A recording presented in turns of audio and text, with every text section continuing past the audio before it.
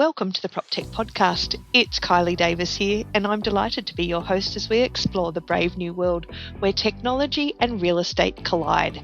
I passionately believe we need to create and grow a sense of community between the innovators and real estate agents, and sharing our stories is a great way to do that. Now, the aim of each episode is to introduce listeners to a Proptech innovator who is pushing the boundaries of what's possible, and to explore the issues and challenges raised by the tech and how they can create amazing property experiences. And my guest in this episode is someone for whom I've had a huge fangirl crush for many years. Clelia Peters is an innovator, operator and investor working in the real estate industry, now at Bain Capital Ventures. Now, Clelia co-founded MetaProp, a $40 million seed stage venture fund focused exclusively on real estate technology, and one of the first sector-specific funds that was focused on Proptech. In addition to investing in real estate technology, Clelia currently serves as president of Warburg Realty, acting as a key advisor to her father, CEO Frederick Warburg Peters, in managing and growing New York's only remaining independent mid-sized real estate brokerage. Clelia is also editor-at-large for the Inman conferences, where she acts as a moderator at the leading event series focused on the future of the residential real estate industry. Now, this is actually the audio of the interview that I did with Clelia for the Inman Connect Now conference, which was the virtual conference held just a few months ago. I've had a few personal things happening in my life at the moment that have made it difficult for me to coordinate interviews for the podcast, but this is a great interview packed with some insightful information on global PropTech trends, the global investment appetite and what's coming, and also how it's all shaken down with COVID. So I really didn't want you to miss it. So please forgive the Inman references and enjoy. Clelia Peters, welcome to Inman Down Under. Well, thank you. I'm delighted to be speaking to you. And I think you are actually our very first interview for Inman Down Under, so we're super excited. So tell me what's been going on in your life. You started a new job this year at Bain Capital, and is MetaProp still going, or what's the story there? Yeah, so MetaProp is still going strong. For those who don't know, I, in addition to being involved with running my family's residential real estate brokerage, helped to co-found a PropTech-focused venture fund, MetaProp. Mm-hmm. MetaProp is really focused on early stage investing, so seed and A. And as I got more and more passionate about PropTech, I was interested in, I think, being somewhere where I had maybe a broader reach. And so I had the opportunity to join Bain Capital as a venture partner, almost like an investor entrepreneur in residence, but as an investor, to help them build out their PropTech platform. And they're a multi-stage fund. So they invest, sometimes as early as seed or A, but they go up to kind of D and sometimes beyond. So, write checks from 2 million to sort of 200 million. And given what's going on with PropTech, that was really interesting for me. Yeah. So what are you seeing in the PropTech space over since the last time I saw you was at the conference in Vegas. But what have you been seeing over the last sort of 12 months or so that's going on in the space? Yeah. Well, I think, probably given where we are in the world right now, there's a kind of like up until COVID and post-COVID. What we've seen broadly in the past 12 months, I think even enduring through COVID, has been, continued interest in the PropTech space, continued investment. In 2019, PropTech was the fastest growing area of sector-specific investing in venture.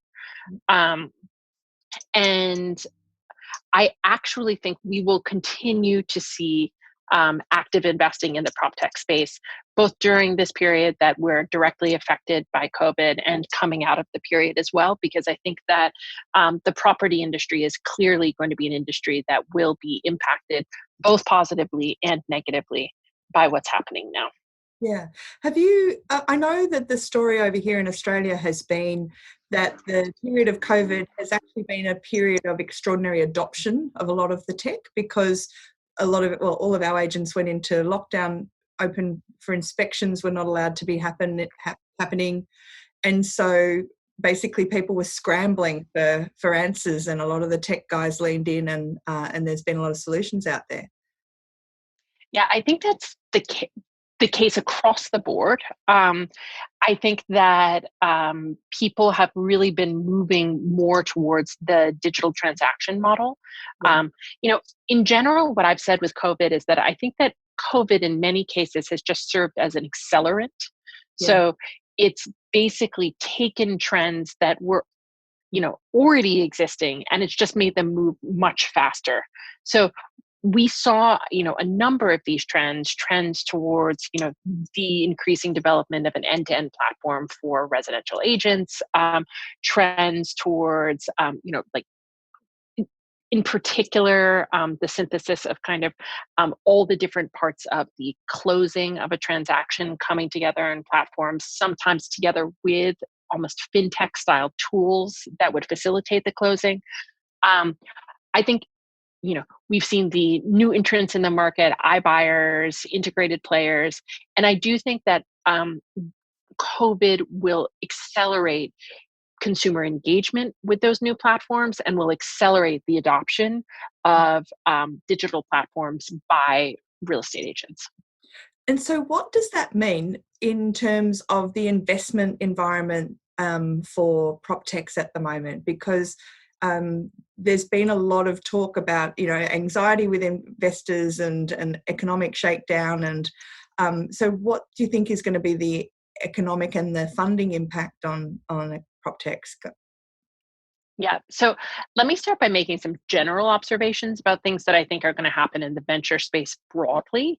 And then we can talk specifically about the way I think it will impact PropTech. So broadly in venture, I think you're going to see a couple of different trends. One is that this is going to separate kind of the very, good to very good companies from the exceptional companies. That we've had a very active venture market in the last 3 to 5 years. There's been a ton of money in venture. And it's important to note that there will continue to be a ton of money in venture for at least the next 12 to 24 months.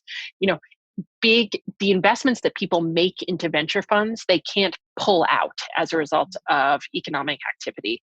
So we have a very well capitalized venture environment, and that is going to remain true for the next couple of years until you start to see people try to raise follow-on funds. And I suspect that when that happens, people will struggle more to raise money for venture capital, but that will be a couple of years before that happens. So right now, there's still a lot of money out there.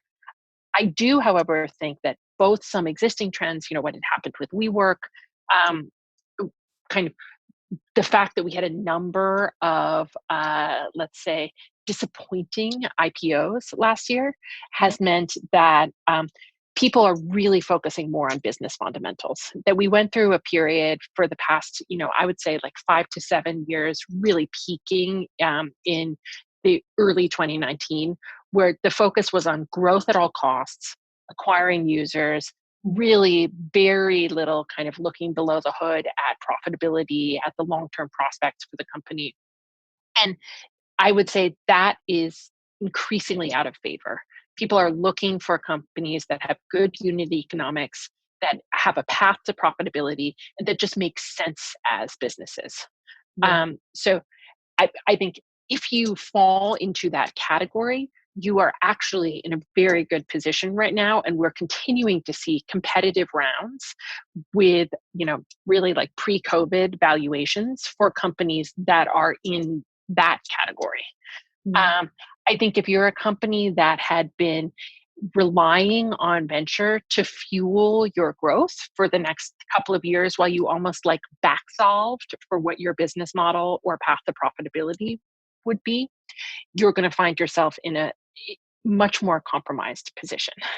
I also think that will translate into it will be a good time to raise early stage money, seed and A, because people will kind of anticipate that that's the period in which you'd be, wandering around trying to find product market fit. You'd be doing a lot of exploration. That's not, you're trying to start a fire period, not you're pouring gasoline on the fire.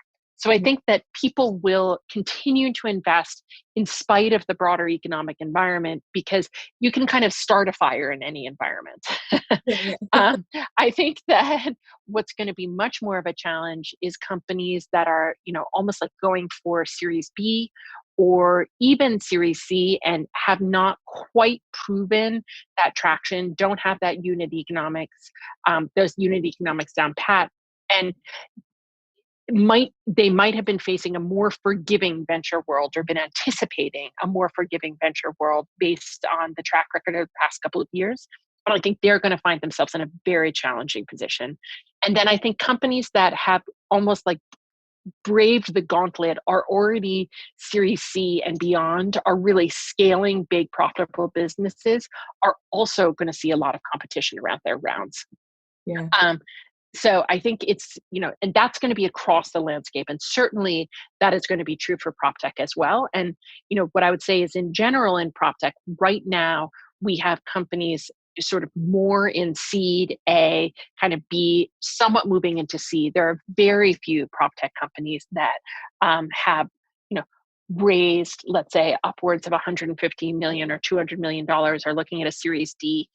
But if they are, they're generally deals that people are very interested in right now. Wow. Okay. And so it's not the only. It's not the only. COVID isn't the only influence that's going on inside the market at the moment, is it? A bit. We're also seeing what's a lot of changes at SoftBank and WeWork. Let's talk through some of what those are, how they're Yeah. influenced. So, I mean, two points that I was making before. I think that it had been more conservative venture landscape in the past 6 months than probably in the past kind of 2 to 3, maybe even 3 to 5 years prior. Yeah. And that has to do, I think a lot of the assumptions that people in the venture community have been making about the appetite in the public markets for these type of risky companies, or companies that have grown enormously but still don't quite have a clear path to profitability. Mm. The public market has pretty clearly indicated to the venture community that they are the public markets are less interested than the private markets and those Yeah. type of companies. So I think that people were already reassessing the way they were investing with that lens. So with the things that are going on at SoftBank and their fund, is that going to impact on Compass at all, or its growth trajectory? You know, I think the Because right they're answer put is up as probably the I don't darling know. they're put up as the darling of the new tech, aren't they? And where real estate and technology are really coming together. Yeah, I would assume, given the amount of money that Compass had already raised, that it wasn't their intention to raise more money before COVID, Mm. that it would have been their intention to basically leverage the money they had to try to grow as quickly as they could and move towards an IPO. Mm. And in that context, what's happening at SoftBank has very little impact on Compass. I Yeah. think what could be more complicated for Compass is if, in light of what has happened with COVID, they feel like they need to raise more money. And, they need to do that either to eh, literally protect their operations and ensure that they can, continue to operate as they are, or they need to do that because they feel like they need to meaningfully grow um, to move towards an IPO. And to a certain degree, those things are synonymous, because a lot of Compass's operations are focused on growth. But um, if they find that they need to raise more money, I do think that will put them in a more compromised position for a variety of reasons. One of which is obviously that SoftBank is maybe less able to make follow-on investment right now. Though I know that Justin Wilson, who's the partner at SoftBank, who has invested in Compass, remains really excited and bullish about the company. Mm. Mm. So Well, we'll keep watching. They're certainly part yeah. of the agenda for the next couple of days, though.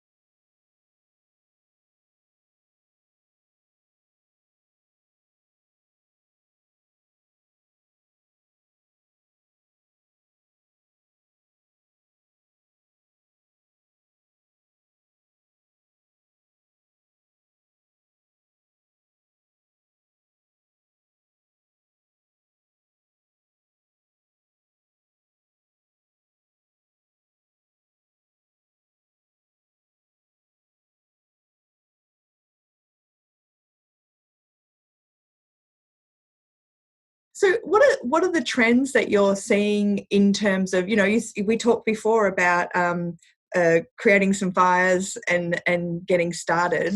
What are you seeing are the new things that are coming out, or the new problems that need fire setting to them? Yeah. So I think, in the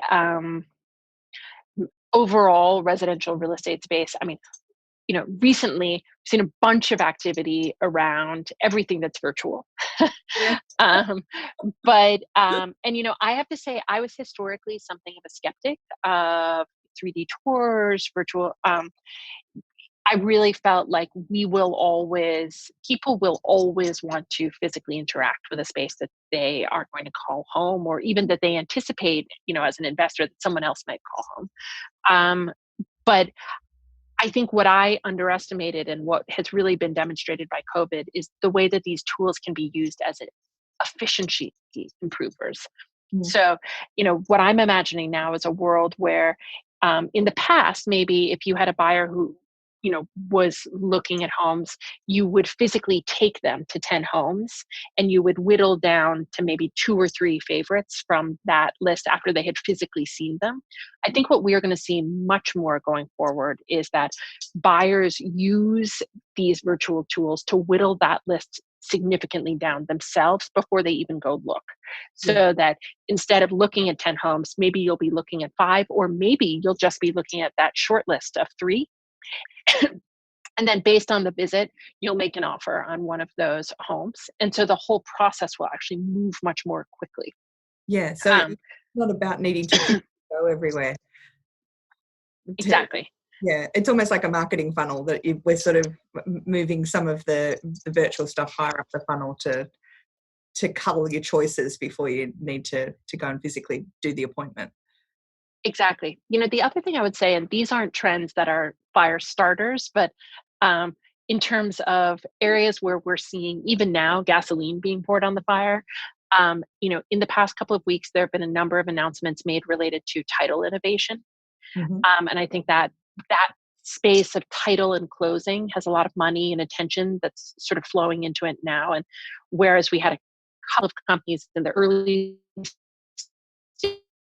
stages a few years ago, including Spruce, States Title, Qualia, Endpoint Closing, that were, they were little companies maybe focusing on a single geography. You're now seeing those companies reach a point where they're going to start to scale nationally. And I think that we will actually see pressure and innovation in the title space as a result of that. I also think that an important trend to watch in the next year or so is the trend of integrated platforms sort of taking up a middle position in the market. So by integrated platforms, I mean platforms like Knock, Fly Homes, Orchard, Homeward, many of which employ an employed agent model.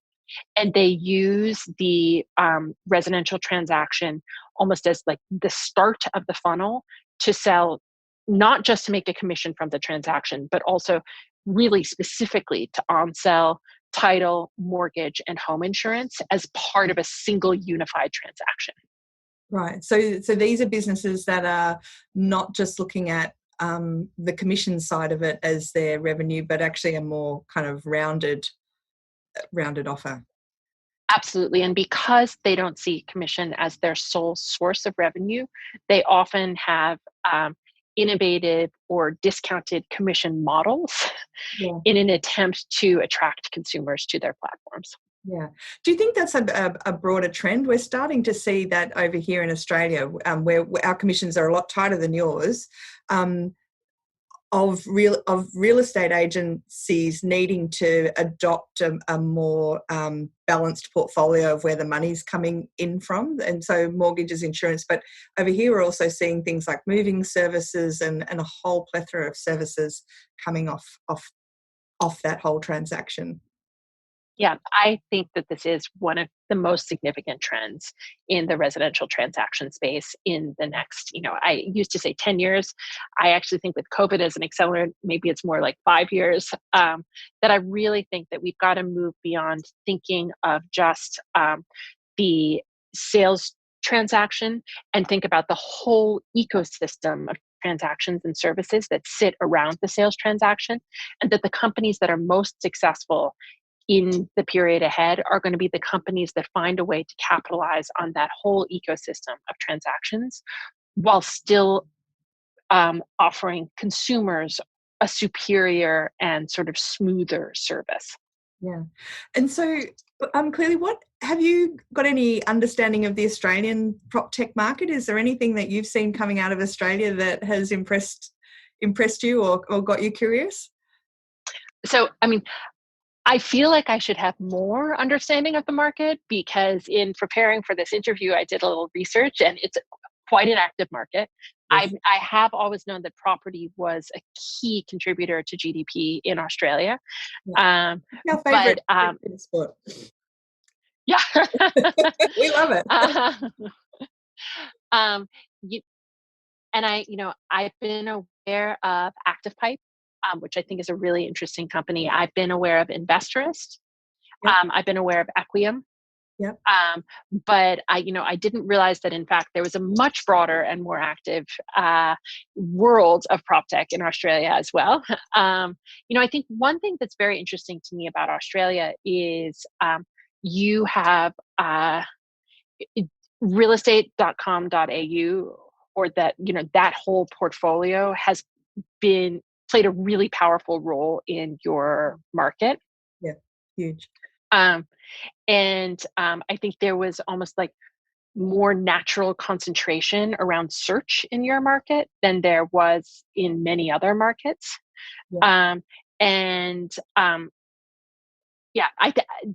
That is interesting to me in terms of, I believe that's actually impacted market dynamics as a whole and given that platform like more power. And I think that that's an interesting lesson for us as, people project and kind of what Zillow will do, or, what like Rightmove or could do in the UK. Or yours is a pretty advanced market in terms of a listing platform actually playing a major role in market dynamics. Yeah, very definitely. And there's pros and cons, I guess, to that. As a lot of the technology businesses that go over to the US find, because we go over expecting things to behave a certain way, and then bump into the MLSs, which is always fun. Yeah. So it's a very different structure over here. So look, let's talk just quickly before I let you go. What are you looking forward to at Connect Now? Like, what are the interviews or the sessions that you're hosting that you can't wait to get stuck into? Yeah, well, I have to say, one of the privileges for me of increasingly playing the role that I do with Inman is getting to speak to so many of the leaders in the industry. So I'm really looking forward to a lot of the conversations I'm going to have. Looking forward to speaking to some established leaders like Adam Contos, Ryan Gorman. I'm looking forward to, Thad Wong. I'm also really looking forward to speaking to some innovators. I always love speaking to Adina Hafetz of Divi, and I'm going to be speaking to her and Vishal Garg from better.com together. Mm-hmm. And again, I think we really have to open our aperture of what we think about as residential real estate professionals to include title, mortgage, and home insurance. And there's going to be a lot of great people on stage talking about that. And then I personally, it's exciting. At this Connect, Brad is going to be back on stage a lot more than he has in the past few years. And I love to watch Brad do interviews. And I'm really looking forward to hearing Brad speak to, whether it's Gary Keller or Robert Refkin or Rich Barton from Zillow, and hearing their perspectives on what's happening in the market and what they think is to come. Fantastic. Clelia Peters, it's been wonderful to talk to you. I've seriously had a major fangirl moment, so thank you so much. Thank you so much, Kylie. It's really a pleasure. And I feel like next time I need you to give me an informational interview about the Australian Proptech market, because clearly I should know more. Yeah, I would really love to do that. There's a whole lot of stuff going on over here, and we'd love to share it. We should do it over a cocktail, maybe. Yeah. Well, it was really a pleasure to talk to you. Thank you so much. So that was Clelia Peters, one of the most influential women in PropTech globally, founder of MetaProp, editor-at-large on technology at Inman, and now at Bain Capital. I am so full of admiration for everything that Clelia has achieved in her life, including, but especially, how calm and thoughtful and quietly knowledgeable she is about everything. It's kind of the complete opposite to me.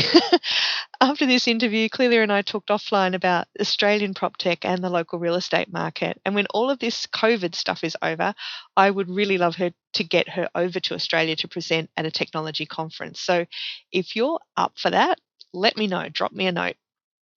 Now, I hope you've enjoyed this episode of the PropTech podcast, even if it was in a slightly different format. If you did, please tell your friends and or drop me a line either via email, LinkedIn, or on our Facebook page. And you can follow this podcast on Spotify, Google Podcasts, Apple, and Anchor. I'd like to thank my audio support, Charlie Hollins, and the fabulous Jill Escudero, and our sponsors, Smidge Wines, creating handcrafted boutique wines, Direct Connect, making moving connections easy, and Home Prezzo, turning your data into amazing marketing content, which has never been more important in these days of COVID. So thanks everyone. Until next week, stay safe and keep on PropTeching.